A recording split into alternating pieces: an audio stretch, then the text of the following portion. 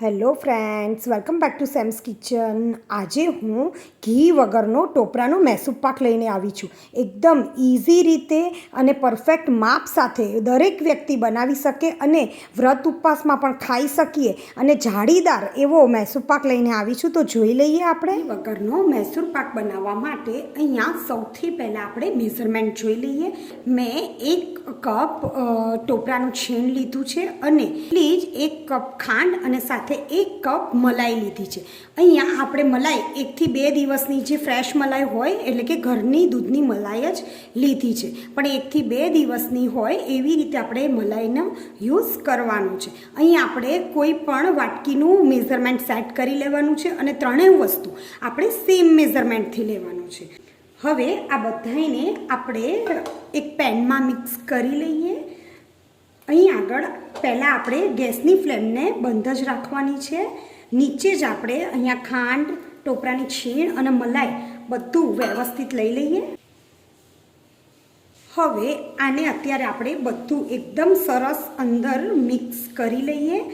અહીંયા આપણું જે મેઝરમેન્ટ છે એકદમ જ ઇઝી છે. કોઈ પણ આ મૈસૂર પાક અને એ પણ જાળીવાળો એકદમ સરસ આપણે બનાવી શકીએ છીએ. આપણે જે નોર્મલ મૈસૂર પાક બનાવતા હોઈએ છીએ તો એમાં કોઈ વાર ઘી પણ વધારે યુઝ થતું હોય છે અને જો એ મૈસૂર પાક કડક થઈ જાય તો આપણો બધું જ ઘી અને મટીરિયલ પણ ખૂબ બગડતું હોય છે. એના કરતાં આવી રીતે એકદમ ઇઝી જ આપણે એકદમ સરસ જાળીદાર મૈસૂર પાક બનાવી શકશું. હવે આ બધું આપણે એકદમ સરસ નીચે જ મિક્સ કરી લઈએ. મૈસૂર પાક માટે આપણે એક આ ટાઈપનું સ્ક્વેર મોલ્ડ લઈ લીધું છે. જો આવું ન હોય ઘરમાં તો જે જાડો પ્લાસ્ટિકનો ડબ્બો હોય ચોરસ, તો એને પણ આપણે યુઝ કરી શકીએ છીએ. હવે આપણે મૈસૂર પાક બનાવ્યા પછી તરત જ એને આપણે અંદર એડ કરી દેવાનો છે, એટલે આપણે એને પહેલેથી જ ગ્રીસ કરી અને સાઈડમાં રાખી દઈશું અને બધી જ બાજુ એકદમ સરસથી ગ્રીસ કરી લઈએ. હવે આ પેનને આપણે એકદમ જ સ્લો ફ્લેમની ગેસ ઉપર રાખી દઈએ અને આ બધું જ આપણે એકદમ સરસ મિક્સ થવા દઈએ અને થોડી ખાંડ ઓગળવા દઈએ. હવે પહેલાંથી આપણું મિશ્રણ સહેજ ઢીલું થયું છે, એટલે કે ખાંડ ઓગળવાની સ્ટાર્ટ થઈ ગઈ છે.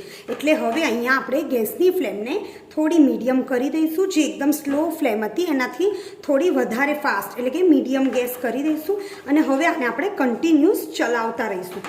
અહીંયા તમને દેખાઈ રહ્યું છે કે પહેલાં એકદમ જે કઠણ હતું એટલે ખાંડ નહોતી ઓગળી. હવે આપણી ખાંડ ઓગળવા માંડી છે અને બધું એકદમ સરસ મિક્સ થવા માંડ્યું છે. હવે મીડિયમ ગેસની ફ્લેમ ઉપર આને કન્ટિન્યુઅસ 3-1 મિનિટ માટે આપણે આમ જ ચલાવી લઈએ. લગભગ 3-1 મિનિટ હલાવ્યા પછી આપણું મિશ્રણ અહીંયા દેખાઈ રહ્યું છે કે એકદમ જ લૂઝ થઈ ગયું છે, એટલે પહેલાંથી એકદમ જ ઢીલું થઈ ગયું છે.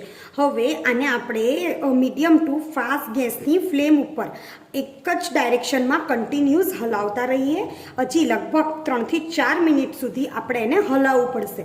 અત્યારથી જ તમને દેખાઈ રહ્યું છે કે આપણો જે મૈસૂર છે એ સહેજ અંદરથી જ ફૂલી રહ્યો છે, એટલે કે જેમ જેમ મલાઈ આપણી જે છે એ ઘી બનતું જશે એવી જ રીતે આપણો મૈસૂર પાક પણ ફૂલતો જશે.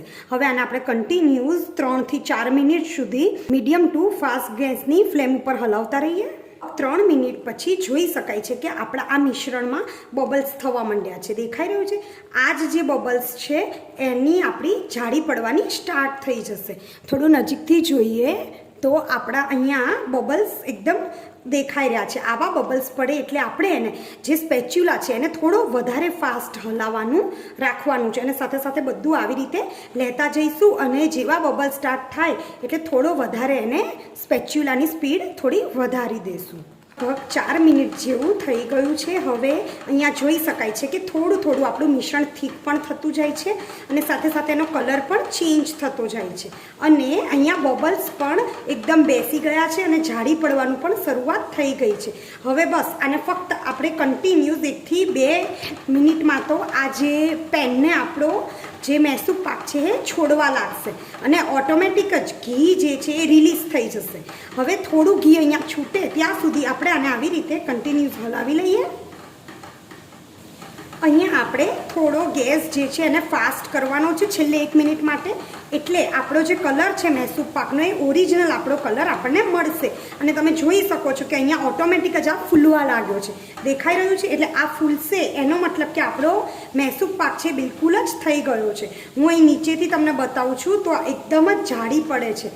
બસ આવો આપણો મૈસૂર પાક થાય કે જ્યારે પેનને એ છોડવા માંડે અને એકદમ જ ફૂલવા માંડે. આવી જ રીતે આપણે આને સ્પેચ્યુલા નહીં હલાવીએ તો પણ એ આખો ઉપર ફૂલવા માંડશે, દેખાઈ રહ્યું છે. તો આ જ એનું પરફેક્ટ સ્ટેજ છે. હવે આમાંથી આપણું ઘી પણ છૂટવા લાગ્યું છે અને નીચે આમ કરીશું તો કલર પણ થોડો થોડો ચેન્જ થઈ ગયો છે. એ બાજુથી ચારેય બાજુથી ઘી છૂટવા માંડ્યું છે અને થોડો થોડો આ ફૂલવા પણ માંડ્યો છે. હવે આને આપણે બહુ વધારે નથી હલાવવાનો, નહીંતર આપણી જે જાળી છે એ બધી બેસી જશે. હવે આને આપણે તરત જ ટીનમાં લઈ લઈએ. જે મોલ્ડ રેડી કર્યું છે તેમાં આપણે લઈ લઈએ.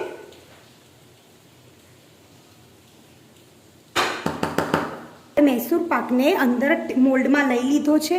હવે આને આપણે ટેપ પણ નથી કરવાનું કે ઉપરથી સ્પેચ્યુલા પણ નથી ફેરવવાનું. આને બસ આપણે આવી રીતે જ એઝ ઇટ ઇઝ જે છે એને આપણે રહેવા દઈશું. ટેપ કરશું તો આપણી બધી જ જાડી જે છે એ ધીરે ધીરે નીચે બેસવા માંડશે, ફૂલશે નહીં. એટલામાં કેલચીના દાણા જે છે મારા પાસે એ આપણે ઉપરથી ભભરાવી લઈએ. અહીંયા તમે પિસ્તા કે બદામ પણ ઉપરથી ભભરાવી શકો છો. હવે આના પીસ આપણે અત્યારે નથી કરવાના. હવે આવી રીતે મેં ફોઇલ પેપર લીધું છે અને આને આપણે 15 મિનિટ માટે એકદમ જ બંધ ઢાંકી દઈશું. જો ફોઇલ પેપર ન હોય તો ડીશ પણ આપણે ઢાંકી શકીએ છીએ. આમ કરવાથી એનો જે અંદરનો કલર છે એ મૈસૂર જેવો જ, એટલે કે એકદમ બ્રાઉનિશ કલર આવી જશે. હવે આને આવી રીતે આપણે 15 મિનિટ સુધી રહેવા દઈએ. 20 મિનિટ પછી હવે આના પીસ કરી લઈએ. હજી આ થોડું ગરમ જ છે પણ અત્યારે આપણે એને પીસ કરી લઈએ. આવી રીતે ધીરે ધીરે અંદર છરી લગાડતા જઈએ અને આને સ્ક્વેર પીસમાં કટ લગાવી દઈએ. હવે હજી આ થોડી ગરમ છે, એને આપણે કલાક જેવું ફરી ઢાંકી અને રાખી દઈશું. પછી આને આપણે અનમોલ્ડ કરીશું. 2 કલાક પછી મૈસૂર પાક એકદમ જ ઠંડુ થઈ ગયો છે. હવે એને જે પીસ પાડ્યા હતા એમાંથી આપણે એને આખી અનમોલ્ડ કરી લઈએ. આવી રીતે આખું અનમોલ્ડ પણ એ સરસથી થઈ જશે. જુઓ અહીંયા દેખાઈ રહ્યો છે કે કલર એકદમ નીચેથી વ્હાઈટ અને વચ્ચેથી બ્રાઉનિશ એવો કલર આવી ગયો છે. અને આપણા પીસ જે છે પણ એકદમ જ ખૂબ જ સરસ થઈ ગયા છે અને જાળી પણ એકદમ સરસ એવી પડી છે. અહીંયાથી દેખાઈ રહ્યો છે. અહીંયા પણ પાછળ દેખાઈ રહ્યું છે કે આખી જાળી પડી ગઈ છે. અહીંયા અને સાઈડમાં પણ કલર આપણો એકદમ જે બ્રાઉનિશ આવ્યો છે ને એકદમ ઇઝી આપણો મૈસૂર પાક બનાવો. મારો વિડીયો ગમ્યો હોય તો લાઇક, શેર અને સબસ્ક્રાઈબ પણ જરૂરથી કરજો. ત્યાં સુધી બાય બાય.